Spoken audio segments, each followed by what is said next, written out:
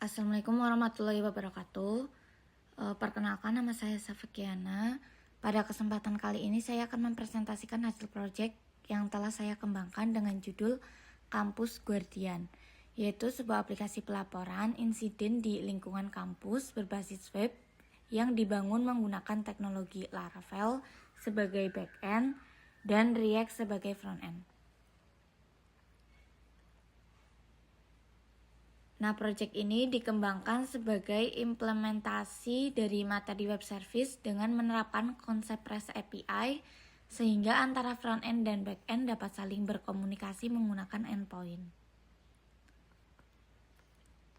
Sebelum masuk ke demo aplikasi, saya akan menjelaskan terlebih dahulu mengenai latar belakang dari proyek ini. Di lingkungan kampus seringkali terdapat berbagai macam permasalahan yang dialami mahasiswa, misalnya tindakan perundungan atau bullying, pelecehan, kekerasan verbal, tindakan diskriminasi, pencurian, vandalisme, maupun berbagai pelanggaran lainnya. Nah, permasalahan tersebut seringkali tidak dilaporkan karena mahasiswa merasa takut identitasnya diketahui, tidak mengetahui prosedur pelaporan ataupun menganggap proses pelaporan terlalu rumit. Nah, selain itu, ketika mahasiswa sudah melapor, mereka juga seringkali tidak mengetahui apakah laporan tersebut sudah diproses atau belum karena tidak adanya sistem monitoring yang transparan.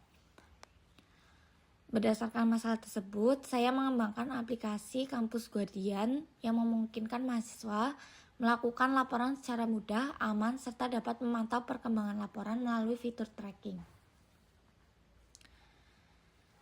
Nah, tujuan utama dari aplikasi ini adalah memberikan media pelaporan yang lebih efektif sekaligus membantu pihak kampus dalam mengelola laporan yang masuk secara lebih terstruktur. Melalui aplikasi ini diharapkan proses pelaporan menjadi lebih cepat, lebih transparan, dan lebih mudah dipantau baik oleh mahasiswa maupun admin. Nah, selanjutnya saya akan menjelaskan teknologi yang digunakan.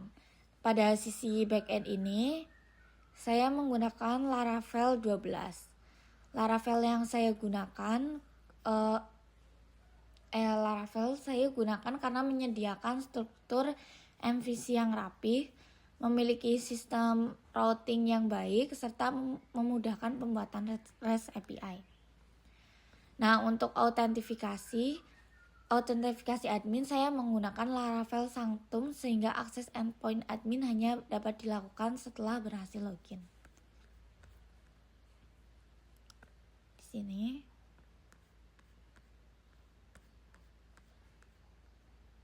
Nah, ini. Lalu pada sisi front end,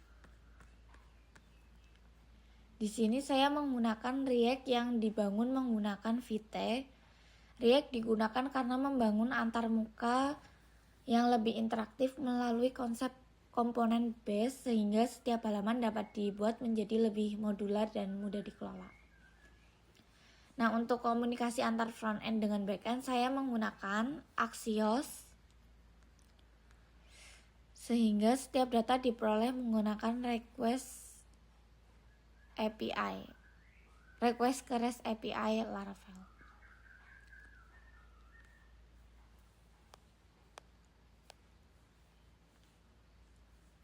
Oke, untuk database-nya juga saya menggunakan MySQL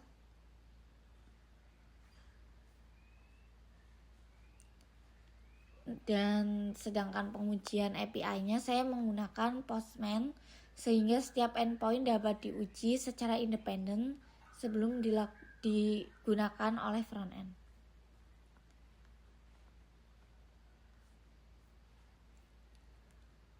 Oke, sambil menunggu PHP MyAdmin, secara garis besar arsitektur sistem yang saya bangun terdiri dari 3 bagian utama. Yang bagian pertama adalah front-end React, yang digunakan oleh mahasiswa untuk mengakses aplikasi. Nah, front-end tidak dapat mengakses database secara langsung, melainkan mengirim request ke back-end Laravel menggunakan REST API. Nah, back-end Laravel ini kemudian melakukan progres validasi, autentifikasi, menjalankan bisnis logic, mengakses database MySQL, kemudian mengembalikan respon ke dalam format JSON. Nah, front-end menerima respon tersebut, kemudian menampilkan informasi kepada pengguna. Dengan arsitektur seperti ini, maka front-end dan back-end menjadi terpisah, sehingga pembangunan maupun pemeliharaan aplikasi menjadi lebih mudah.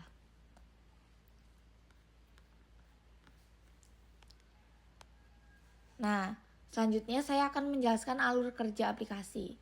Yang pertama, mahasiswa membuka halaman utama, ini halaman front-end-nya.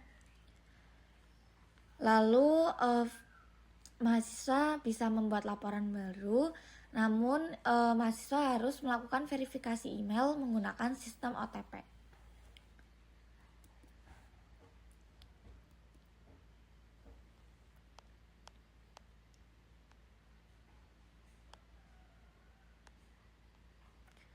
Nah, lalu setelah OTP berhasil, setelah melakukan verifikasi, mahasiswa dapat membuat laporan mengenai suatu kejadian.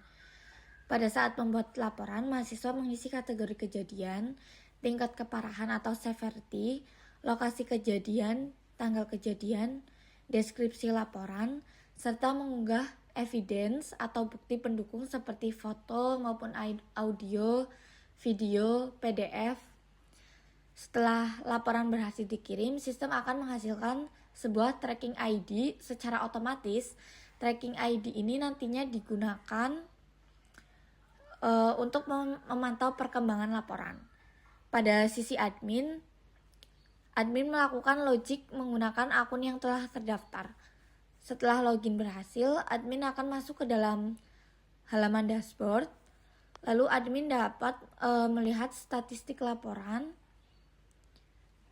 melihat detail setiap laporan, membuka evidence yang telah diunggah mahasiswa, menghapus status laporan, serta memberikan catatan administrasi.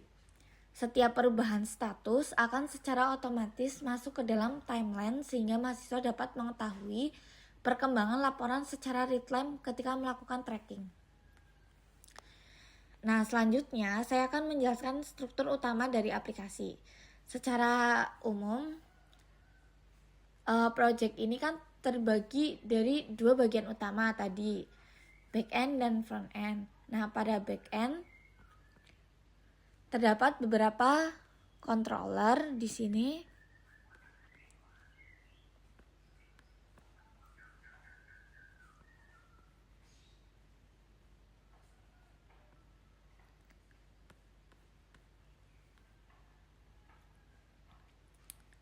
Yang bertugas menangani seluruh request API seperti controller autentifikasi admin, controller pelaporan mahasiswa, controller timeline, controller resource center, controller support request, serta controller feedback. Nah, backend juga memiliki model yang digunakan untuk berintegrasi dengan database ya. Ini modelnya. Ada feedback, incident kategori, report evidence, report timeline, dan sebagainya. Lalu ada route API juga di sini.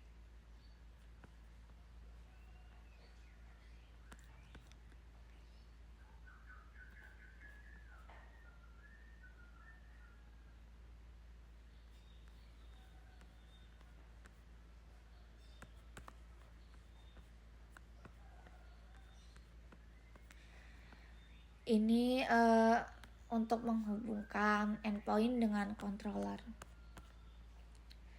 Nah, bagian kedua adalah front-end React.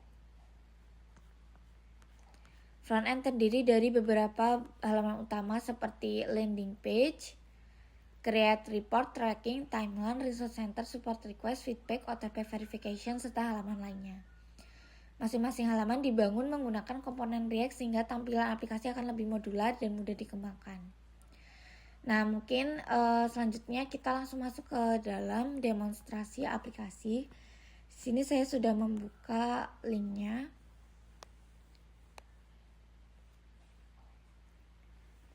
Pada bagian ini saya akan mendemonstrasikan aplikasi dari sisi pengguna atau mahasiswa dulu. Di sini saya akan masukkan email kampus saya. Dan ini hanya akan diterima ketika domainnya tuh .ac.id.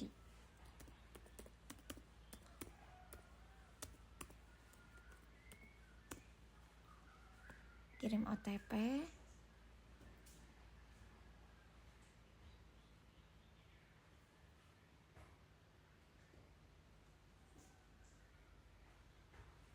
Nah, kita akan lihat OTP yang dikirimkan.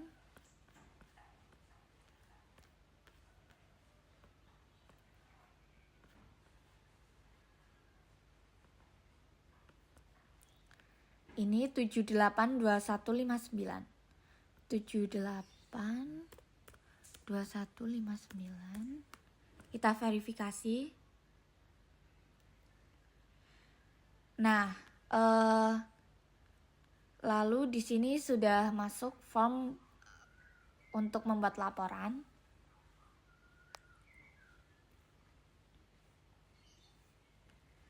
Kita di sini akan mencontohkan saja, isikan misal ancaman, kronologi,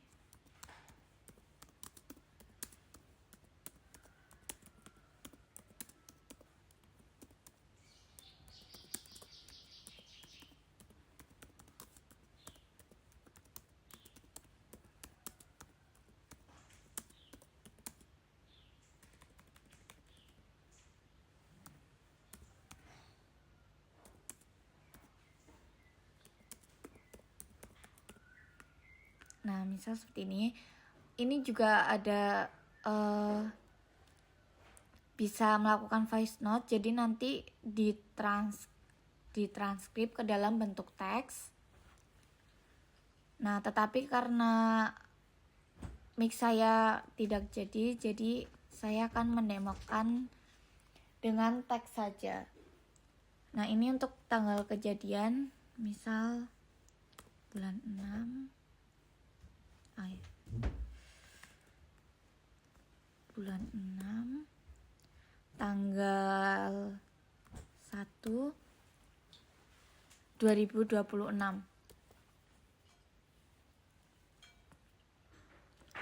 Untuk waktunya di jam 12.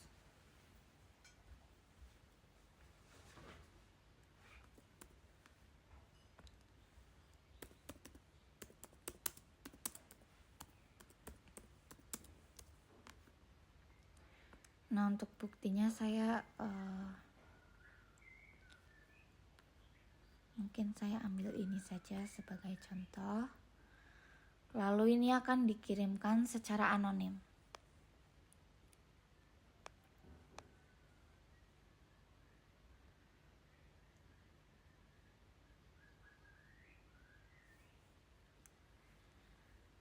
Nah, di sini kita bisa melihat langsung muncul tracking ID-nya.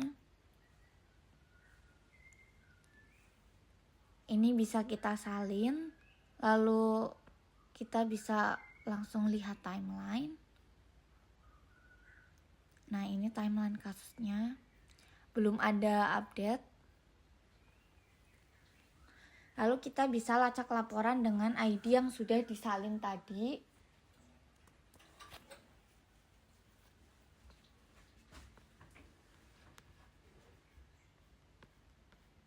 Nah, ini statusnya masih submit, belum ada perubahan.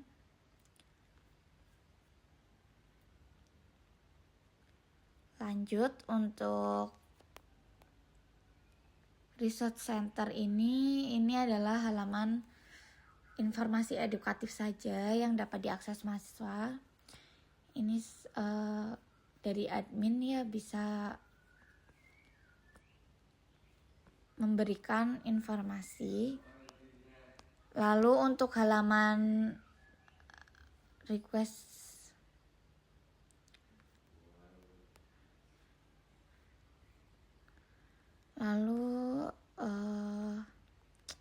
kita demonstrasi dari sisi admin. Di sini saya akan masuk di backend admin.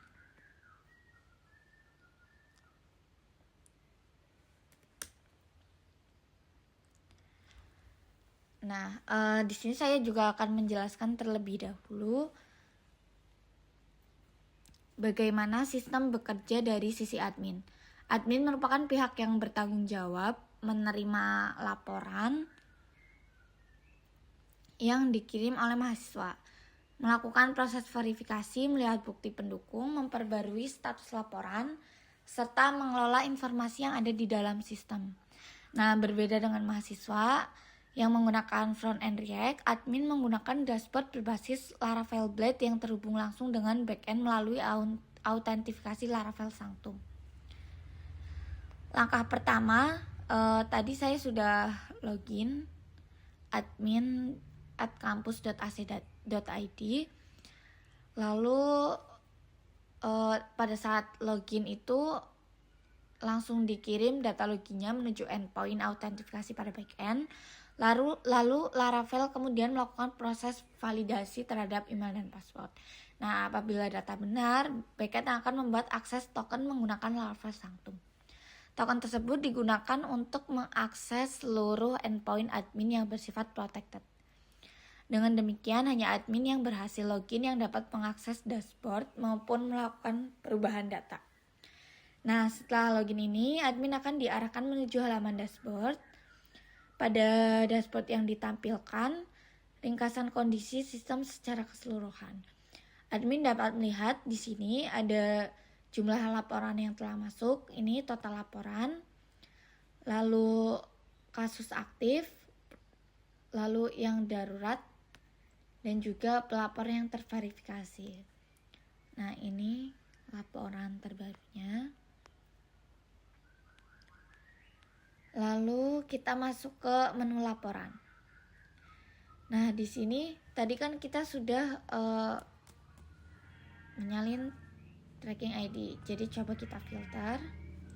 Nah, ini di sini saya akan mencoba untuk mengupdate pelaporan.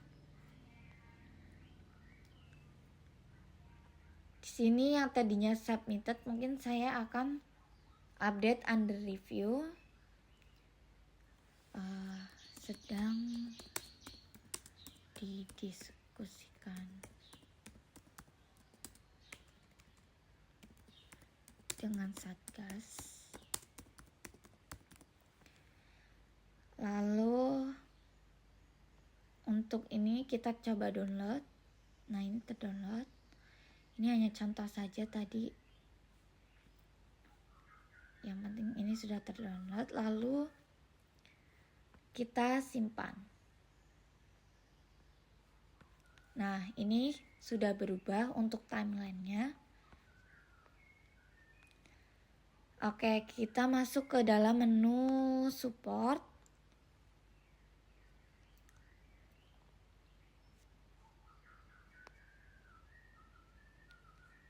Nah, dalam menu support ini adalah ketika tadi mahasiswa sudah membuat laporan, itu bisa mengajukan dukungan, misal konseling ke psikolog atau didampingi tim Satgas. Seperti ini contohnya. Nah, itu bisa juga dilakukan perubahan. Misal statusnya adalah komplit. Nah, di sini sudah berubah. Lalu ini research yang tadi kita coba menambahkan, ya ini CRUD, misal kontak darurat, judul tim Satgas.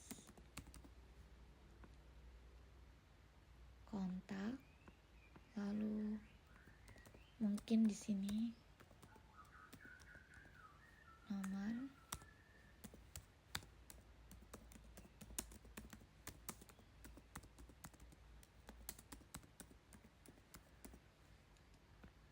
Nah, ini kita publikasikan. Nanti ini juga akan muncul ke dalam dashboard Research Center di mahasiswa. Nah, ini langsung muncul kontak daruratnya. Tim Satgas. Nah, seperti ini.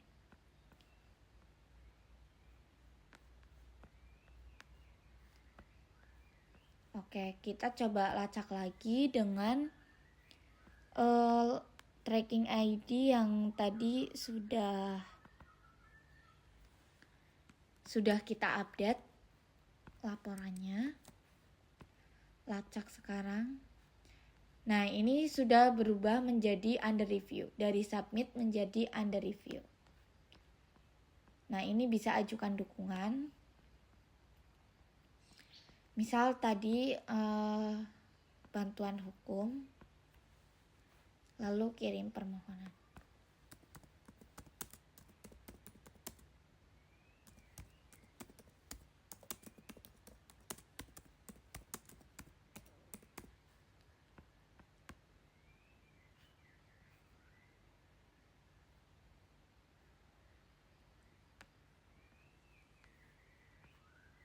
Oh, ini sepertinya ada yang error sedikit, tapi kemarin sudah jadi. Mungkin nanti akan saya fixkan. Nah, kita mungkin lanjut saja ke dalam dokumentasi Postman.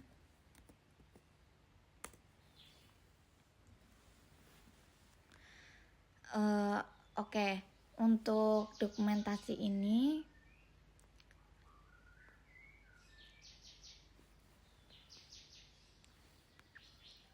saya sudah membuat folder ini, jadi sudah saya cek semuanya. Get, post, update, delete sudah saya coba. Ini saya akan menampilkan sekilas saja. Misal untuk authentication-nya di sini. Nah, ini authentication untuk yang tadi mahasiswa. Jadi ini post send OTP dan nanti akan berhasil mengirim OTP. Ini saya sudah meng-save responnya, jadi takut kalau saya demokan sekarang error. Jadi nantinya akan muncul seperti ini. Nah, ini terlalu banyak ini, tapi sudah saya cek semuanya.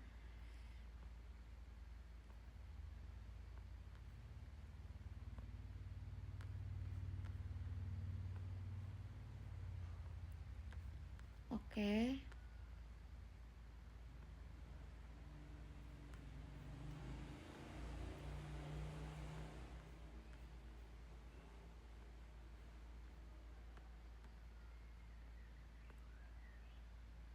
Nanti akan saya cantumkan link Postman-nya.